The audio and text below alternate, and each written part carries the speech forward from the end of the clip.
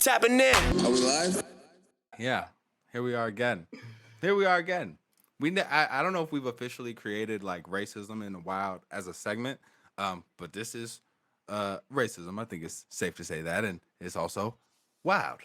Um, now, uh, by coincidence, it's also happening on my brother's side right there. You know what I'm saying? So I'm gonna allow you, Zway, to let us know Wagwan with Ryanair.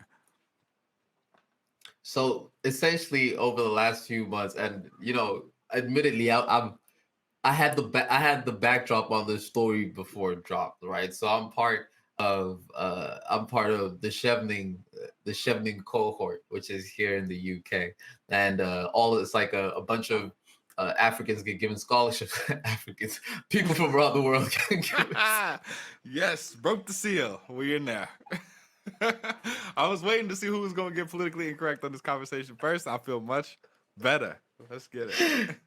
Man, so essentially it gives people from around the world scholarships, all to say that the South African cohort, I'm in a WhatsApp group with them, and when it first dropped, I wasn't particularly sure what to take of this information, right? But from the back you heard people being like, yo, this is crazy, this is crazy, this is crazy. And then lo and behold, the story breaks, which is that Ryanair is an Irish airline, right, is essentially mandating that all South Africans that are flying into London have to take a test in Afrikaans. An Irish budget airline. Let's not let that part be lost. This a budget airline. This a low cost, which is funny for them to be taking on this taking on the mantle of safety for the country on their shoulders. But it's also not as funny when you consider that this is probably one of the only options for people that can only afford a certain flight of a certain cost. So it's funny because this ain't American Airlines, this ain't British Airways, this ain't Emirates that's taking a stand, among the airline industry. This is a budget airline that's on some shit. Look, you're not the only one that feels that way, right? A bunch of people are saying the exact same thing, that this is absolutely absurd. So essentially what the test is, and why this is a particularly touchy topic for South Africans, is that the man being able to take things in Afrikaans testing was also one of the main drivers of what led to the student marches in June 16, which was this pivotal point in South Africa's history where students essentially were protesting against mandated teaching in Afrikaans within their schools. This is 76. So, I think to understand that the outrage behind it, it's important to also have context on the just to be able to, I was thinking context of content, but it's important to have context on the full scope of why people are mad. So, this is a historically touchy topic. So when you mandate South Africans to do to adhere to a language, especially Afrikaans, immediately it invokes that reaction, and that's what you're seeing from my fellow South Africans today. Yeah, I appreciate you bringing in that context, and especially even better when it's carefully curated, right? So to continue the curation, South Africa has 11 official languages, right? Ryanair has not explained why they chose Afrikaans, considering only 13% of South Africans speak Afrikaans as a first language, right? Most of the people that speak Afrikaans as a first language happen to be white. Now, this puts us in a tough spot because white people just keep finding themselves in these situations that look an awful lot like racism. I like how you said that look a lot like it, and definitely if you take that into context, yes, it does. It does come off a little racy, And I don't like pulling the racy card. So that's why when the CEO of the Afrikaans Language Council, Conrad Steenkamp, wrote directly to Ryanair and was like, "Hey, yo, even I am Afrikaans, but like this is kind of wild, So when you have the CEO of the language council of that language distancing himself from that decision, it makes you kind of wonder, like, was this decision done in just a close quarter and was had no true input of the people of the country where it's from? Well, I'm glad you brought in people who might know and their opinions on this. Because as I said, this is Ryanair is a budget airline that is taking it upon itself. And their explanation is that they are requiring this test because of increased cases of fraudulent South African passports being used to enter the UK. Meanwhile, officials in the UK have said, uh, we're not requiring this test. We didn't say that. Y'all, we didn't ask for that. South Africa's Department of Home Affairs said the department regularly communicates with all airlines to update them on how to validate South African passports, including the look and feel. We also didn't ask for this.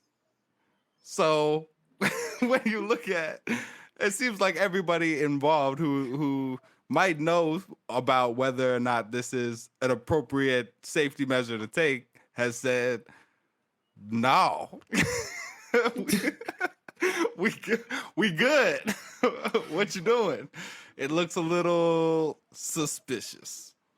It does look a little suspicious, and but Ryanair is stuck to its guns. Ryanair said from the 9th of June that it will keep Afrikaans as the test, and because of that, my fellow South Africans, we have decided that I shall be the guinea pig for said test. Miles, I am South African, as you know, and I like to think that I can represent the common South African um, ability to answer Afrikaans questions. I have never read these questions, I'll say. Mind you, the answers are right beneath them, but I'll still try and answer these questions. Question number one. You see, they've already lost me. You see, they've already lost me. And that's kind of the issue. I think that's the issue right there, is that if knowing this language is not an accurate representation of whether someone is a citizen, then requiring having this test only in that language is not an appropriate measure to test whether somebody's a citizen. How about you have if these are questions to test whether somebody's a citizen, I don't know, why not have the test in all 11 languages? I'll try. Let me try it again for real, right? Batar Bandi volgende is Suid-Afrikaanse hoofstad. I have no clue what any of those words mean. I'm not even lying. Let's go. Question 2. Wat is Suid-Afrika's amptekelkie? What are these words? You heard it here first, everyone. Zwe is not African. Zwe failed.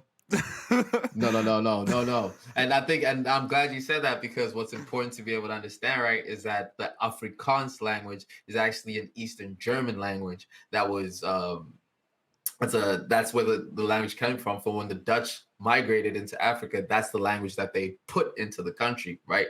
So that being said, dialects and whatever the case, like, develop and then it becomes its own language, which is why it is separate from Dutch. Even though if you're Afrikaans, you can understand Dutch, but Dutch people can't really speak Afrikaans. They still have that relationship. Yeah, so when you say Zwe's not African and you're talking to me about an Afrikaans language, my brother, that's quite offensive. And you take the test. I would fail the test. I think I'm leaning toward abolishing the test. If I'm being honest, I think I'm adding it to my list of things that I think should be abolished. But that's exactly what I'm saying, right? Like, if you wouldn't be able to pass this test as somebody who doesn't know Afrikaans, I think that speaks to what the exact issue is, and we're not measuring what we're measuring, and we're using safety as an excuse to to restrict the movement of people who don't have a lot of other options. And I think while I deeply enjoy having fun with these conversations, and again, like, it's always crazy to me when the spotlight shines on the brick wall and white people get stuck. It looks like racism. You know what I mean? And I just think, like, oh man, how bad I would feel if I kept getting like framed in situations for like stealing fried chicken, and white people were just like, see, we knew they loved fried chicken. And I was just like, oh man, like, so I don't know how to feel. And I was interested in having this conversation today because a lot of times when we're talking about these problematic racial issues, we're talking about them on this side, right? We're talking about, all the racism that goes on in the U.S. And as we talk about something that a test that is offensive from a historical perspective and from an inaccuracy of measuring citizenship perspective. I was just very interested to see where, if this would warrant the racist stamp from Zway. Listen, I'm always hesitant to put the racist stamp on there. I don't like doing that. I don't think it's cool. But I do think what is important to note is the unfortunate timing of this situation, right? And so when you think about what happened in 1976, and the fact that 176 kids died, was literally high school students who were leading the changes that would spiral into the free South Africa we see now. South Africa has always leaned on the youth in order to like really make massive social change. And you see that in the fees must fall movement, where a bunch of kids were just like, these fees are way too high, bring them down. And they've had a bit of success in that regard. So it is unfortunate that it comes under that time. So I do want to be able to shed some positivity on some South African history, and also share that June 16th is Youth Day. We're going to be giving out a laptop on June 16th. I believe, and we're going to be definitely in the community helping kids on June 16th. So make sure you do the same. And if you don't know what to do, head over to the Mandula Foundation page. We have a whole bunch of ways that you can donate, contribute, and participate in helping the youth in June 16th. Word, get involved, get involved. And speaking of dope days in June, it's also about to be Juneteenth. We celebrating that on this side in Chicago. Juneteenth is the celebration of when the final group of enslaved people were notified that it's over. We free as free can be under the USA. And so a lot to celebrate, a lot of positivity going on. So happy to focus on that and shout out both Juneteenth and our June 16th events and moves. Yeah, and I must say, Miles, as someone that hopes to be able to travel just a bit over the summer, and the fact that I would probably use Ryanair, it looks like I might have to study for tests before I get onto the plane. So yeah, let me ask you, as somebody who's like, if you look at this whole situation and you go, if you don't think it's there's racism involved, I would say, what is the justification? Why does it make sense to choose Afrikaans for this test, and why does it make sense to put this test in place if the place that you're protecting people from is like now, and the country that you're sending people to or from is like now. Look, and this is my hubris and my ego speaking, where to me, I'm like, I wish they would put this test in front of me on Ryanair. I wish you would, and let's see how we take it from there, because I think but then again, you've heard a lot of South Africans say that they've had that experience and had a horrible experience in it. They weren't allowed in. Some people weren't allowed in, being held for a long amount of time. But like Miles Xavier, I've been getting held in airports for a very, very long time. And if that's my contribution to the struggle to free us from this Afrikaans, then so be it. Word. Yeah. I mean, I don't want you to get caught up in an airport. We got moves to make. You know what I'm saying? And so as we look at something like this, that's very real. That like, yeah, literally could affect the way that we move around. I guess I just what like I guess I'm looking for, what do you think their intent was? If you don't think it was just to be exclusionary, like what do you think they're, like, you taking it at face value that they're saying like, yo, there's mad fraudulent South African passports, we cracking down on this as Ryanair, and this is like, is it a straight up thing to you? Do you feel like they're just being totally honest with that? I think there might be more ignorance at play here in this case, and I think that they also could be being very stubborn. But you're right. When you look at who gets the benefit out of this situation, it does paint quite an unfortunate picture. It and again, that's such an important question, because I'm going to have to be faced with potentially having to take this test. And I, for one, would refuse to be able to do it. I'm not going to Google search the answers. I'm just write out whatever I can write out, and there you're going to have it and take it. But that's just ego and hubris. So on one end, do I think it's racist? I think it's just being. I just think it's terrible business judgment. I got you. Interesting. Well, more to be revealed. Will Sway be able to travel on Ryanair? Do we even have the cash for the flight? Find out next time.